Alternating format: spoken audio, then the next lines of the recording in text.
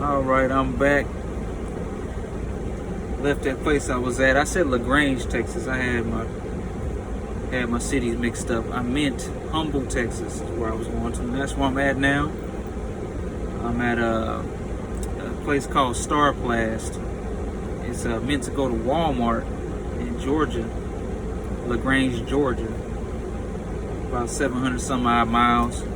It's due for delivery sometime tomorrow afternoon.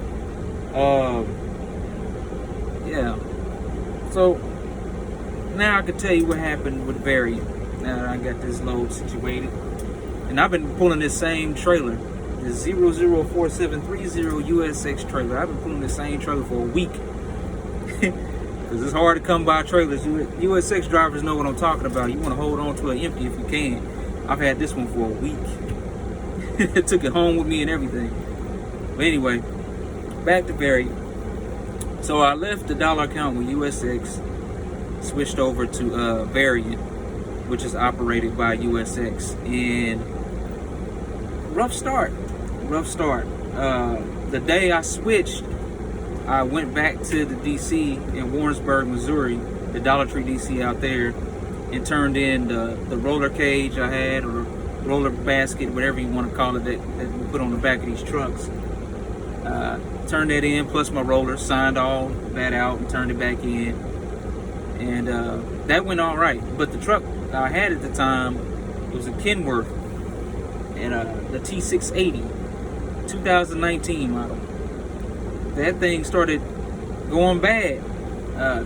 The def tank was acting funny. The sending unit wasn't acting correctly. So it was telling my computer that it wasn't getting any def. Meaning it was going to go at a high D rate, meaning I was going to damage the engine if I went any further. So I immediately pulled over to the Breaktown truck stop that's across the street from the Warrensburg Dollar Tree DC, and I called Variant and confirmed, I was good to go and everything. They said everything was good. I was transferred over, but I had the issue with the truck. I told Variant about it. I even told USX before I even left them. But I told Variant, they were like, well, call Breakdown, yada yada. So I did. I called Breakdown, and Breakdown had no tow trucks in the area or anybody that could come pick me up to take it to the shop. Another thing I was worried about too, USX drivers know this, you do not want to have to go to a shop or a terminal because you get stuck there for a long time, especially when it comes to something like a def tank. Especially when it comes to sensors and everything, when it comes to the Kenworth. The Kenworths are notorious for electrical issues, the new ones that is. The carburetor ones, you're not going to run into that problem. But the new booty, the new style Kenworth, I had one before that one, and same thing, def tank. And I was stuck at a shop in Indiana for a week. The Indiana terminal in Indianapolis, I was stuck there for a week. So this time around, I said, hey, look, I don't want to go to no terminal or a shop with this truck because I know I'm going to be sitting there for a while. I would like to get on the road, get to work, and get moving because Variant brags about the mileage that you get, and the drivers stay moving without a fleet manager breathing down their neck every day. I'm down with that. Get me moving. They like, well, let's try to figure out this truck situation. Okay, I gave him time to do so. But he said he was going to call me back in 30 minutes. He didn't. I called him back in 40 minutes. Said, hey, I'm still sitting here at this break time. What we going to do? He says, well, not he. This time I got a lady. She says, well, we don't have any trucks to seat you in right now. We are expecting an order of like 1,600 new units, but we don't have any new ones to seat you in right now. We got some scattered across the country, but we have nothing to put you in right now. So I'm like, okay. So how about, just give me a rental car to get to where I got to go? And she's like, well, can the truck make it to the terminal down in Mississippi? I said, yeah, because I know I've had this issue before. Same problem.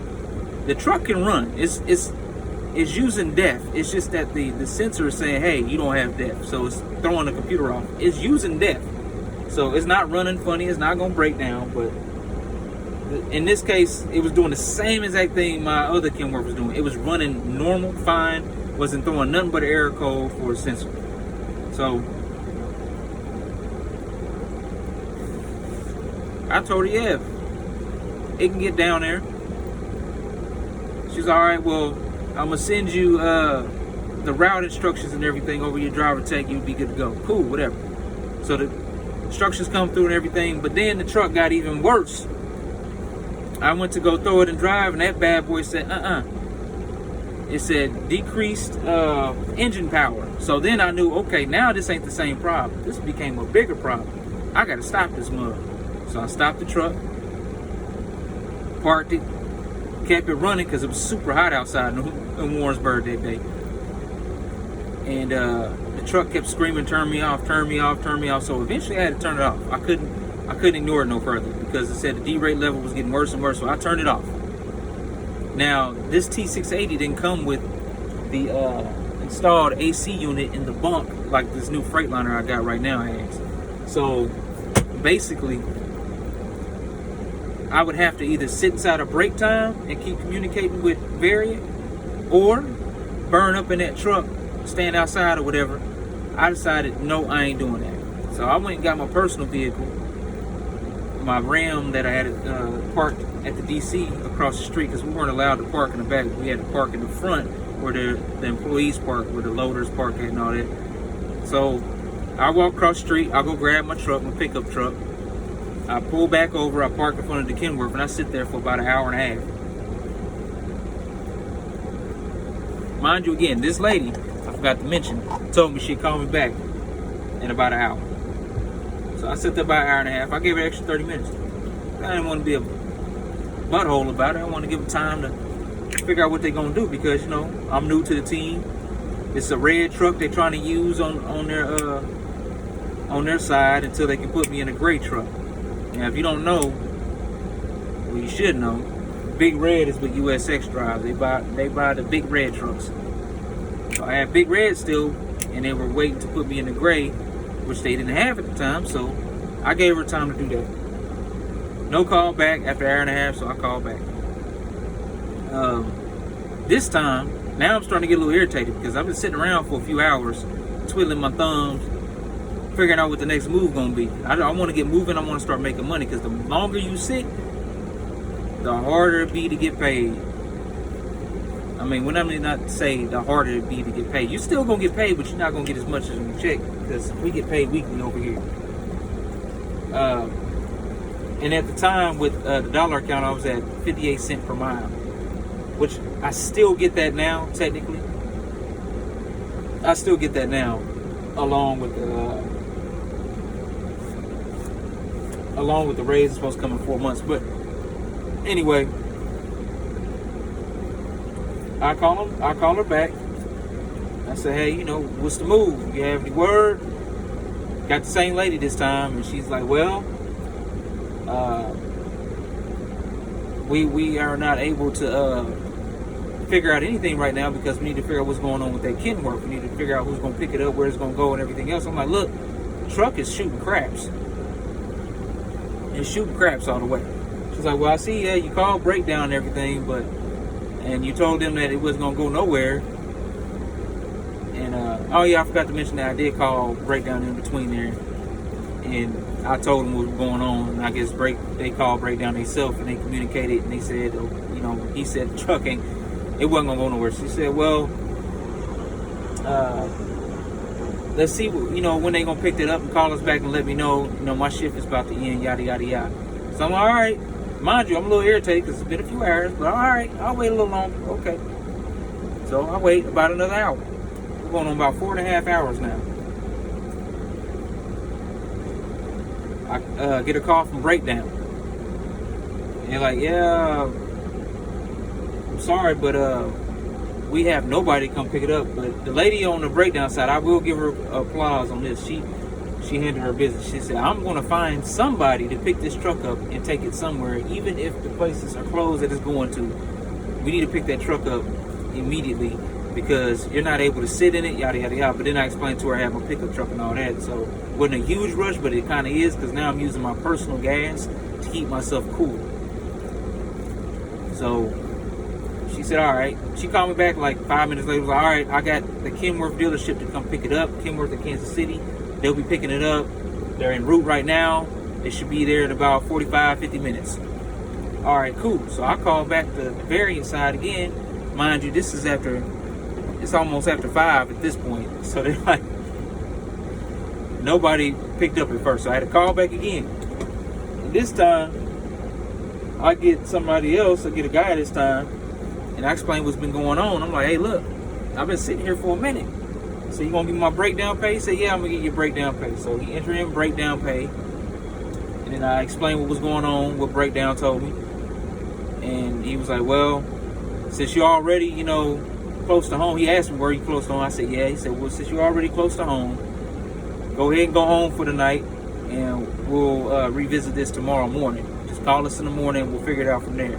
You might not get me, but whoever you get in the morning, you can figure it out from there. I'm irritated, but I'm like, all right, cool, whatever. So I hang up the phone.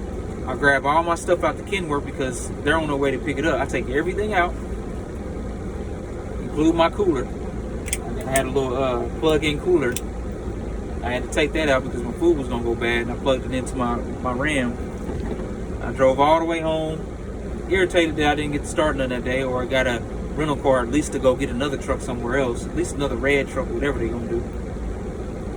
So next morning comes, I call again. I say, hey, my truck was taken to Kenworth to Kansas City. I'm at home.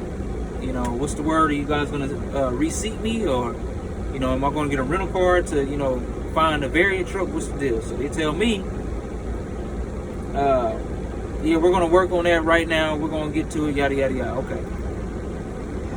Hour goes by again. I gotta call him. Hey, just checking in. What's going on?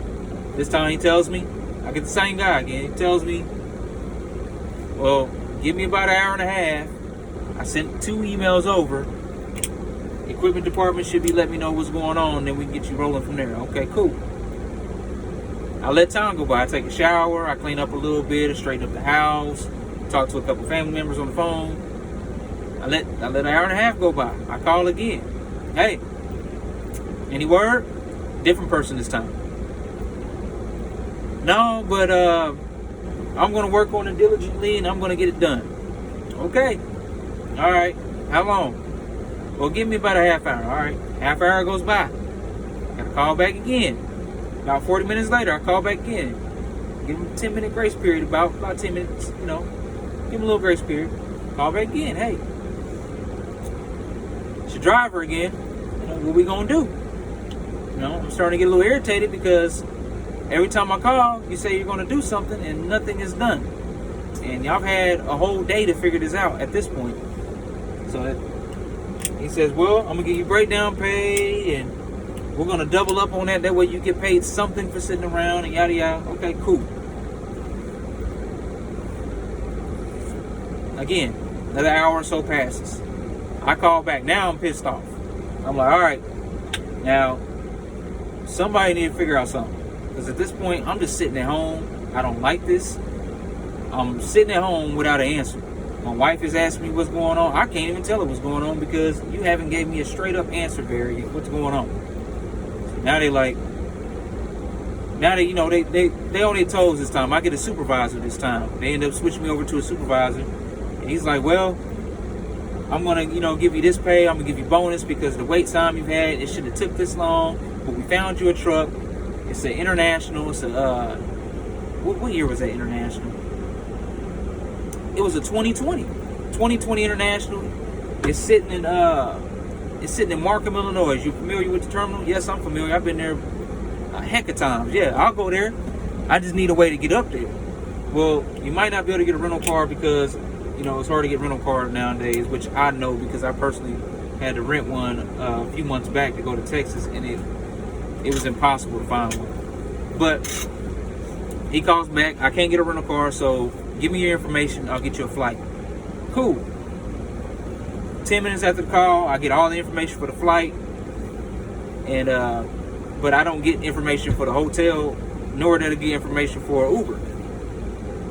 So I'm like, I'm gonna be patient because I done called him so many times. I'm like, this dude, he said he's gonna work it out. He gave me a bonus, everything. I'm just gonna get to my flight, be there on time. Now, also another thing too is USX. When I came back to USX from JB Hunt, They gave me Uber information and everything before I even left for the flight the next day. Variant didn't this time. So I guess they just assumed I was going to be able to get to the airport because I was already in Kansas City and I was leaving from KCI. Little did they know it takes about an hour from my house to get to KCI. So, in a car. Being that traffic is good, but I get my wife to drop me off at KCI the next morning. Flight goes well. Besides it being, the cheapest one you can get. You know how these companies do. It was a cheap flight. But they did make it to where I didn't have to pay for my extra bag or whatnot. Cool. Well, no. I'm thinking of USX. Lose track of time here. That was a different time they paid for my.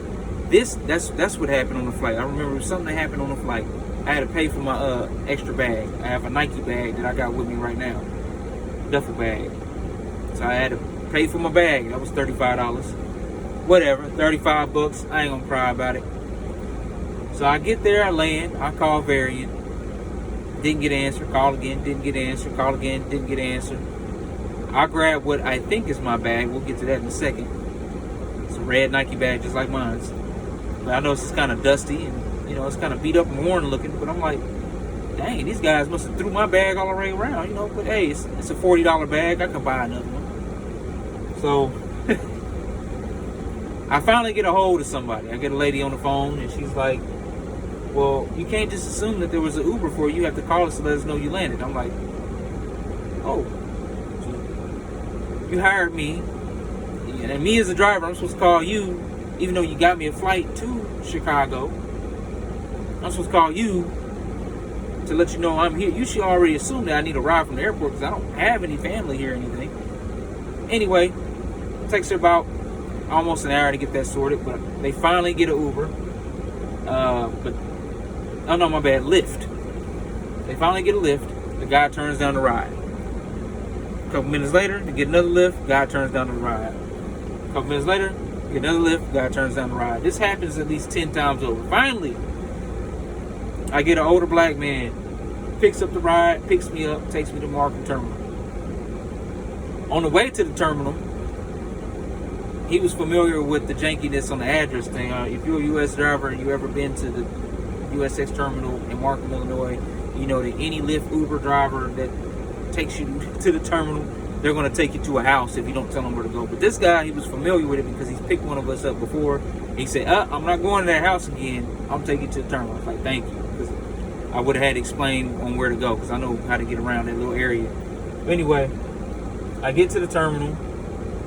I go in to check in and pick up the ride.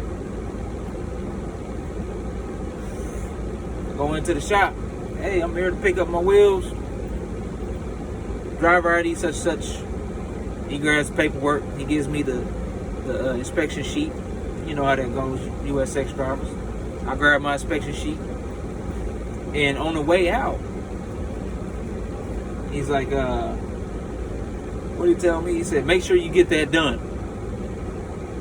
Okay. Yes, sir. I'll be right back. I'm like, he's kind of rude. But I go outside. I hop in the truck. I start it up. Check all the lights. Check the tires. Check the brakes. Check under the hood. Look underneath. Make sure any leaf springs broken. Make sure ain't nothing dripping from it.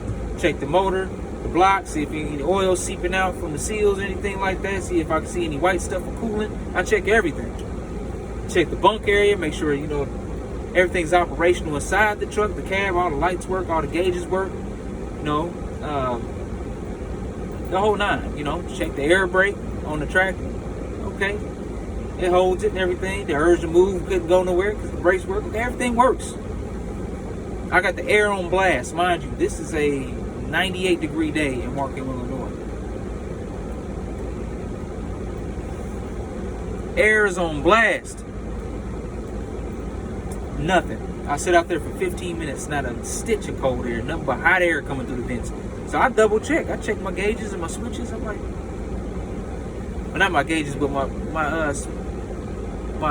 controls here for the air conditioning. I'm like, okay, I got the air conditioner button on.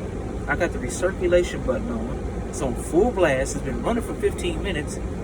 I drove an International the same year as this one for JB Hunt, except it was a day cab, for a whole year. It usually gonna take this thing about 5 minutes to start cooling down for real, for real. They start cooling down before that, but 5 minutes, you should have crisp cold air coming out of the 2020 International. You should. So I'm like, I'll give it a little longer. So I sit out there for a few more minutes. I say about 18, 19 minutes into it. And oh yeah, I know how long it was because I was looking at my clock. I was like, let me make sure I ain't tripping. I'm gonna give it almost 20 minutes. So about 18, 19 minutes, I shut it down. I said, you know what, forget that. I'm about to walk back inside and tell them it's not working. So I go in. I say, hey, tires are brand new, everything is looking good on the truck, but the AC does not work. He looks at me like I'm a dumbass. Did you let it run long enough? Yes, sir, almost 20 minutes. Well, you know anything about internationals, it's going to take a while for it to cool down. I said, I know something about internationals. I drove one for a whole year for JB Hunt. It was a day cab, and I had one with USX previously to me coming to JB Hunt. That was a 2020, and I forgot about that one too. I did tell him, I was like, well, I've driven international quite a bit. I'm pretty sure I know when it's supposed to cool down. I'm a driver. I've been driving these things, you know, I know. It's like, well, I don't think you did it long enough. I'm like, all right, look, I don't know what the attitude is for or whatever, but as a courtesy to you, I'll go back out here and I'll try it again for 20 minutes longer. Now, it's already been running for almost 20 minutes. We're going to give it almost 40 minutes for that compressor to kick on and push out some cold air. So he looked at me like I'm stupid again. He's like, whatever. And looks down at whatever he's looking at on his phone. I'm just like, all right, whatever, man. So I go back out. I check the air again.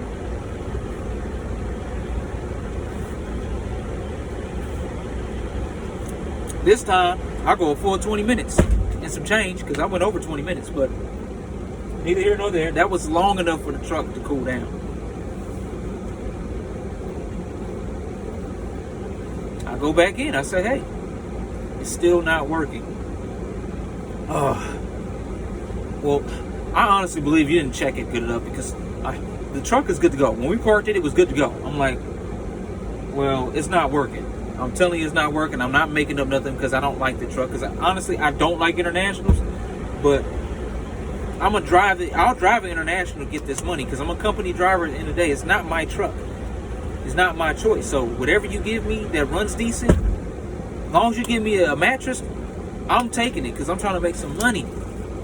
I'm not BSing you. It does not work. And he's like, well, I think you should do it again. I'm like, look, I'm not doing it again. If I had to do it again, I'm telling you, it's not going to work. And I'm going to be upset about it because I'm just doing it for no reason at this point. And he's like, well, I don't think you let it run long enough, yada yada. I said, I'm not doing it again. I'm not doing it again. I said, matter of fact, the last time I was out there, it ran straight for 20 minutes. He's like, there's no way because they have a shutdown on them. Yes, it ran for that long.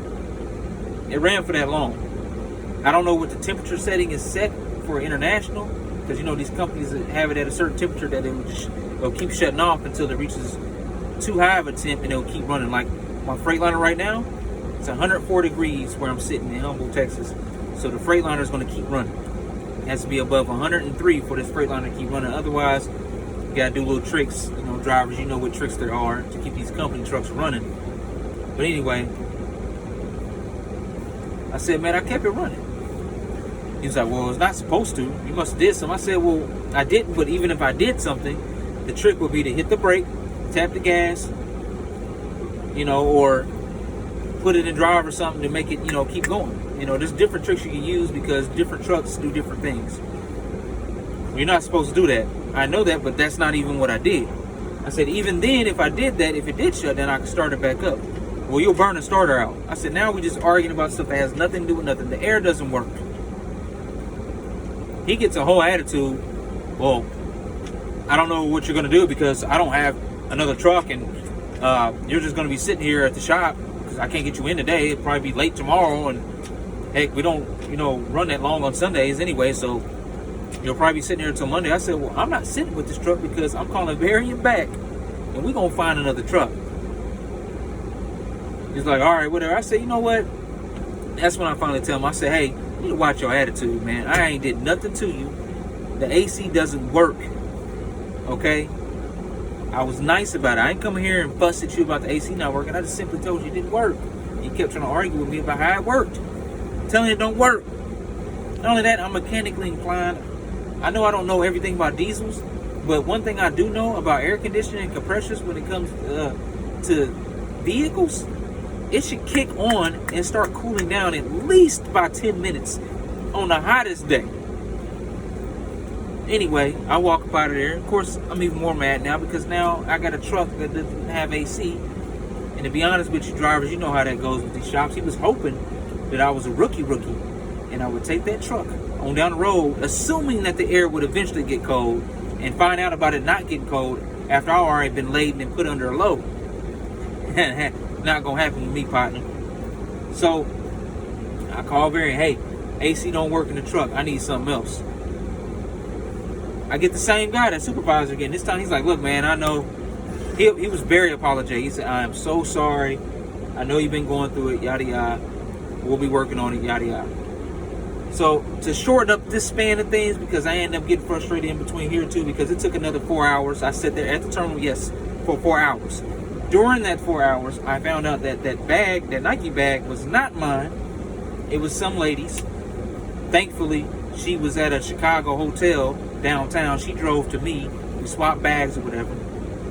So thank God that happened. But anyway, see, it was meant to be for that truck not to run right, because otherwise, if it ran right, I would have took off down the road to grab another load, and I probably would have been out of the Chicago area by the time that I found out I had the wrong bag. So I guess the truck not having AC was meant to happen.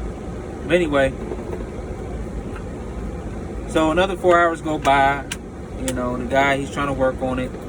And I'm being a little pushy now, because now I'm like, hey, look, I sat at a break time for all that time trying to figure out what was going to happen with Kenworth. I sat overnight at my house. I flew out here. I've had to call you guys and call you guys and call you guys, trying to figure this out. I get to the truck, AC don't work. Now I'm sitting here for hours on end. What we gonna do? So finally he's like, all right, I'm gonna give you another bonus for sitting again. I'm like, that'll work, because now I'm making money as if I was driving down the road, which is cool. So he says, I got a hotel I'm gonna put you in. There's a couple of them I could choose from. What do you prefer? I think he said a Motel 6 or Marriott or something. I forgot the two he chose from. But I told him, I said, hey, I know I'm in Chicago. Please do not put me in the hood where I could not get to a Walmart, gas station, restaurant, or something. I need to be in a safe area that I can easily just walk out the hotel doors and go get what I need without having to call a Lyft that you guys got to set up, which is going to be hard to do because Lyft drivers are hard to catch in Chicago. If you're from Chicago, you know. Lyft drivers don't trust people for real. There's too much going on in Chicago. Anyway, he said, I got you. He sets it up. Lyft is ordered. But when the Lyft is ordered, again, almost 10 times, I think this sounds like 7 drivers turned it down. Finally, the 8th driver picked it up. Young black man. He takes me down to the hood. I'm like, hey. I was starting to look around like, are we close to it? He's like, yeah. I said, okay. He turns up into a parking lot to this dirty ass Motel 6.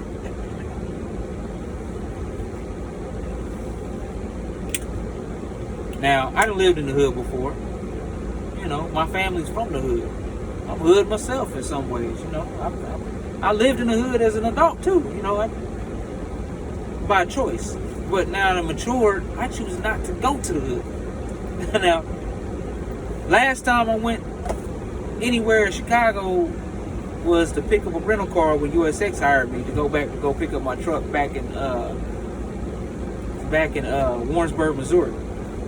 And on the way back, it just so happened it was on the way back, I stopped by a YouTuber I watched. His shop, Crusader Customs, CJ on 32s. I stopped by the shop, but he was in his car busy on the phone doing something. And I knew at the time, watching from his videos, that he was about to lose his mom and everything. So I didn't want to be pushy and meet him and all that. So I looked around the shop.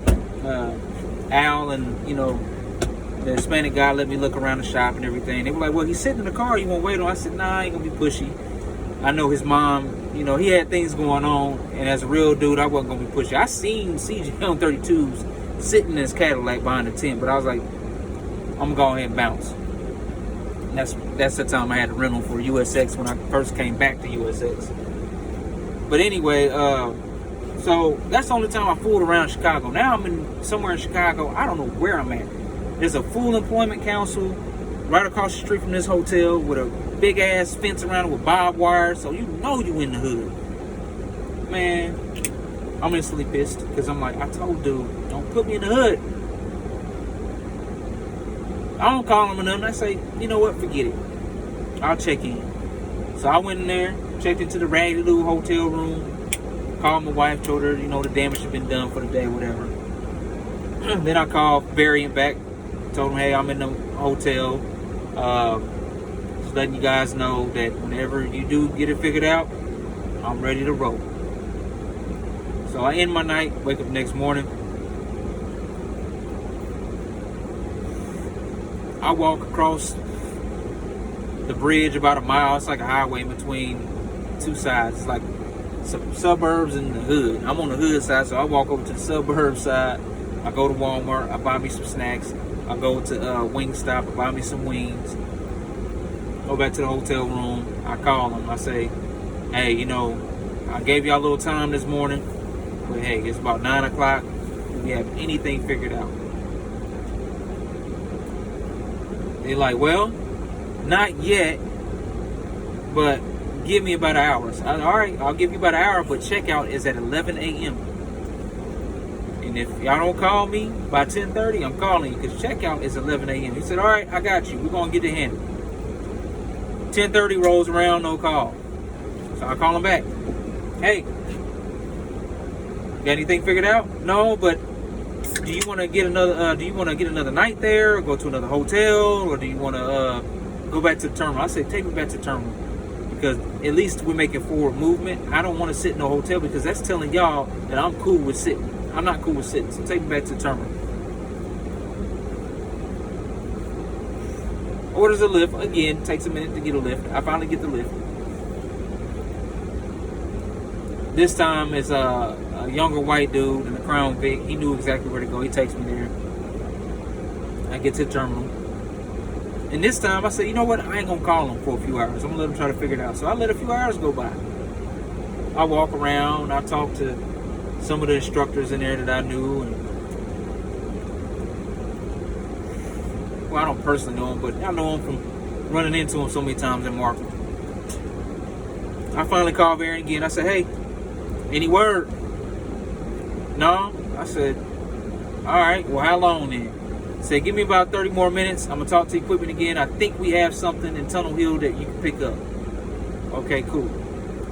So I go outside and I see a brand new Variant truck sitting in the parking lot. Still has the tape on the steps. It's got the plastic on the seats, on the wipers and everything. It's still got tape all over it. It has not been moved or used. Brand new. You can tell it's brand new. It's not a single mark, scratch, anything on it. The tires don't look used. It's brand new. And the hoses, the air hoses in the back are not even hooked up yet. And by hooked up, I mean they're not even hooked up to the tractor yet. They're folded up in plastic on the back. So I'm like, all right, or zip tied to the back. So I'm all right, I'm gonna call him and ask him about this truck. So I call him, I give him the truck number. The guy's like, well, that truck's not even in the system yet, so they probably haven't got it ready yet. I'm all right, well, I figured I'd give it a shot because it's brand new, it's sitting here, I'm not making any money. He's like, yeah, you know, that was a good idea, you know, that was smart of you to try that, but it's not even in the system yet, so the shop still has to get it set up. Okay, cool. Literally, right after I get off the phone with him, I see a shop guy go out there, grab the truck, and pull it into the shop. I'm like, really? But then he calls him back a few minutes later, and he's like, all right, I got you set up with that truck in Tunnel Hill. You can go pick it up, and that'll be that. I'm like, all right. So they give me a lift set up, but they hit me back and they say, well, no, now you're gonna go down to Mississippi. Okay, that's cool, because he was like, well, you know, we decided to go with the Mississippi route because this is actually a variant truck. It's a 2020 Freightliner. It's got like 40,000 miles on it. We're going to send you to that one. Cool. Now we're making progress. So, long story short, I drive way down there, and in between me, you know, picking up the lift and everything, and then going to Enterprise rental car to get my rental car and all that, I call them back and I say, I need to be compensated for the miles I'm driving from Markham, Illinois down to Mississippi. That's a long drive. I want to get paid for that. They said I'm gonna get paid for that. Cool, whatever. So I get all the way down there, turn in my rental car. I get to the truck I'm in now. Turn in my rental car and everything. Call them back. Tell them what's up. They give me a load. They get me set up. I get the rolling. I pick up my first load. Yada yada yada. But one last thing happened. The pay, the bonuses they said they were going to give me, the mileage for driving down there, it wasn't put in correctly. So, thank God that Tuesday morning, I talked to somebody else that following Tuesday morning, because I got down to my truck around, I think it was like Friday, it was Friday early morning, like Friday 5 in the morning I picked up my truck. So Tuesday, that following Tuesday, after I grabbed the load, dropped it, all that, I talked to somebody, and mind you, I had been calling them in between there too, trust me. I called them because it's about my money. Of course, nothing can happen over the weekend because it's the weekend. So Tuesday comes around, I talk to somebody, they finally get my money straight. And the rest is history from there. And since that happened, it's been good. It's been good. It's been good. Variant's been decent. They keep me moving. They keep me rolling. I don't have to, you know, really work hard to make sure things are done.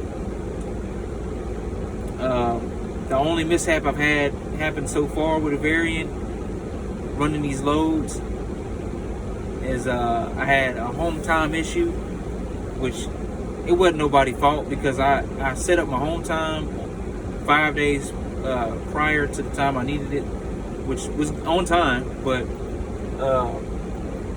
what happened is they gave me a load and didn't expect for the customer to take so long to unload me. They figured I would get out at a certain time, but the customer took longer than expected, so I was put like 8 hours behind on getting home on the time I wanted to get home, which, like I say, ain't no big deal. I ain't gonna trip over that. And the last thing I had happen was a pallet fell over this morning delivering to that place I told you, that grocery place I told you about. And I called them, I got compensated for that. So, I mean, that's where that short little thing stemmed from. I didn't intend on this turning into like a 40-minute video, but I figured I would give you the scoop on what's been going on. There's a lot more in there that happened. Little things here and there with the Lyft drivers and, you know, the airport and everything else, but collectively they have made up for the mistakes that were made. I will say, being that the company's been running for a year, I did not expect to run into so many problems just getting it seated into a truck. I mean, but now I understand why. Now that I've driven for them for a while and I've been out here and I've seen other Variant drivers and I talked to them, they were just short on units. That's all. That's all. Because if they had more units, I would have got seated immediately when they found out that Kenworth wasn't going to go nowhere.